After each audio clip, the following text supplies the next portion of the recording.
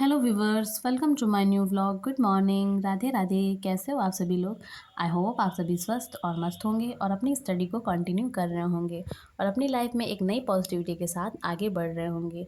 यहाँ पर मेरी मॉर्निंग की शुरुआत हो चुकी थी और यहाँ पर बज रहे थे 6:15 और आज मैं यहाँ पर सब्ज़ी काट रही थी। वैसे तो मैं रात में ही सब्ज़ी काट कर रख लेती हूँ, पर आज कल मैं नहीं काट पाई थी, तो आज मैं मॉर्निंग में ही सब्ज़ी कट कर रही थी, भिंडी।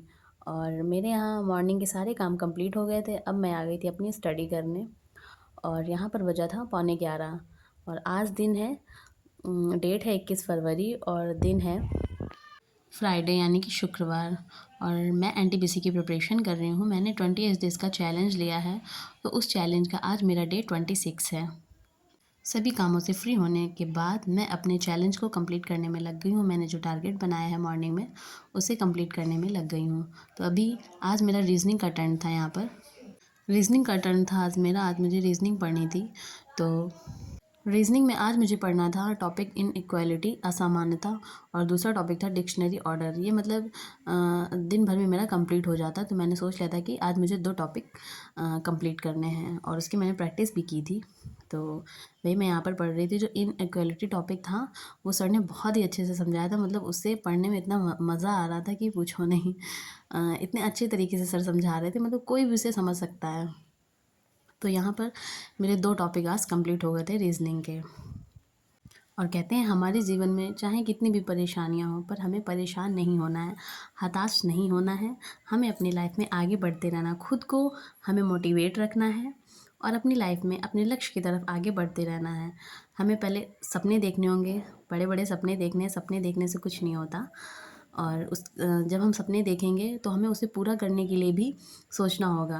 तो हमें उसके लिए छोटे छोटे लक्ष्य निर्धारित करने होंगे। छोटे छोटे लक्ष्य का मतलब है, अगर हमने एक गवर्नमेंट जॉब पानी है तो हमें अपने लक्ष्य को निर्धारित करना होगा कि हाँ, मुझे दिन भर में 3 से 4 घंटे, फिर धीरे धीरे बढ़ा के 4 से 5 घंटे, फिर 5 से 6 घंटे ऐसे पढ़ाई करनी है। छोटे छोटे लक्ष्य को निर्धारित करना होगा, तभी हम अपने जो हमने गवर्नमेंट जॉब पाने का सपना देखा है उसे हम पूरा कर पाएंगे। क्योंकि एक हाउसवाइफ की लाइफ में ना इतने काम होते हैं, मतलब लाइफ इतनी चेंज हो जाती है शादी के बाद, कि जो भी हाउसवाइफ होंगी वो समझ रही होंगी। घर की इतनी सारी ज़िम्मेदारियाँ, उसके बाद में पढ़ाई, उसके बाद में खुद का ख़्याल रखना। तो हमें अब इस मतलब इन सब चीज़ों के साथ खुद को भी ध्यान देना है, खुद का भी ख़्याल रखना है, खुद को भी स्वस्थ रखना है। जब हम खुद स्वस्थ रहेंगे तभी हम तो आगे चीज़ें कर पाएँगे ना, तभी हम अपने लक्ष्य को मतलब लक्ष्य बनाएँगे, फिर उसे कंप्लीट करेंगे, टारगेट को कंप्लीट करेंगे। तो जब तक हम स्वस्थ नहीं रहेंगे तब तक ही कुछ नहीं होगा। तो हमें अपने आप को भी स्वस्थ रखना है और अपने लिए भी कुछ करना है, सकारात्मक सोचना है, पॉजिटिविटी के साथ सोचना है। सभी इंसान डीमोटिवेट होते हैं, ऐसी चीज़ें हो जाती हैं लाइफ में कि इंसान डीमोटिवेट हो जाता है, पर हमें डीमोटिवेट नहीं होना है। फिर से उठना है, फिर से काम करना है और फिर से अपने लक्ष्य की तरफ आगे बढ़ना है। तो अभी मेरा यहाँ रीजनिंग कंप्लीट हो गया था। ये देखिए मेरे नोट्स। नोट्स क्या, मतलब जो क्वेश्चंस मैंने सॉल्व किए थे वो रहे हैं ये। तो हर इंसान कभी ना कभी कमज़ोर पड़ ही जाता है, तो हमें कमज़ोर नहीं पड़ना है और अपनी स्टडी को कंटिन्यू करते रहना है। अभी आगे और फॉर्म आने वाले हैं, तो जो भी तैयारी कर रहे हैं, जो भी जॉब पाना चाहते हैं, तो एक मौका ज़रूर दें अपने आप को, ताकि हमारे मन में ये मलाल ना रह जाए कि मैंने शादी के बाद कुछ किया ही नहीं, सोचा नहीं अपने लिए।